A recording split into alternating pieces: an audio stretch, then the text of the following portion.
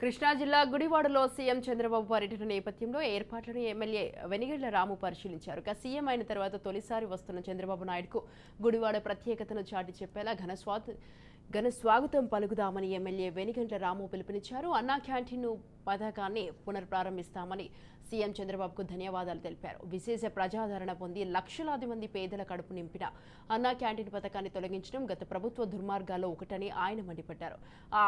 అన్నా ఎన్టీఆర్ ₹2 కిలో బియ్యం ఇస్తే సీఎం చంద్రబాబు ₹5 చక్కటి భోజనం అందిస్తున్నారని కొనియాడారు. అన్నా క్యాంటీన్ పథకాన్ని గుడివాడలో పునఃప్రారంభిస్తున్నందుకు సీఎం చంద్రబాబుకు ఎమ్మెల్యే రాము ధన్యవాదాలు తెలిపారు. సీఎం పర్యటనలో గుడివాడ ప్రజలు, ఎన్డీఏ కూటమి పార్టీల శ్రేణులు పాల్గొనాలని ఈ సందర్భంగా రాము పిలుపునిచ్చారు.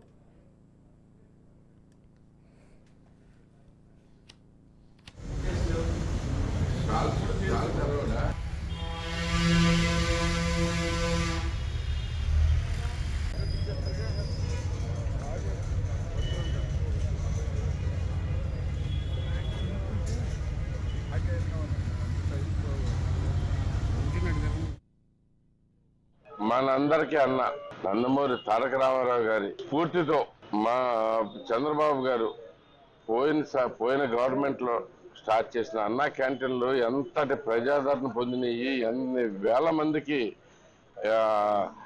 సరైన భోజనం పెడతానికి సహాయపడింది అందరికీ తెలిసిన విషయమే. రామారావు గారు ₹2కే కిలో బియ్యం ఇస్తే చంద్రబాబు నాయుడు గారు ₹5కే చక్కటి భోజనం అందరికీ, పేదలందరికీ వచ్చేట్టుగా ఏర్పాటు చేశారు.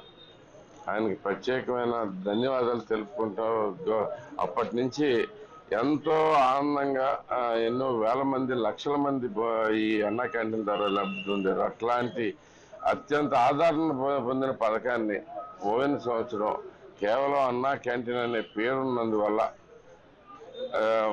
తొక్కేసి పూర్తిగా ఆపేసి అన్నా క్యాంటీన్ అనే దాన్ని ఏదో కక్షగా వ్యవహరించి మరీ ఆపించడం జరిగింది. మీకు అందరికీ తెలుసు, అన్నా క్యాంటీన్ గవర్నమెంట్ చేయలేకపోతే ప్రైవేట్ వ్యక్తులు కూడా చేద్దామని కూడా ట్రై చేశారు ఆ రోజుల్లో.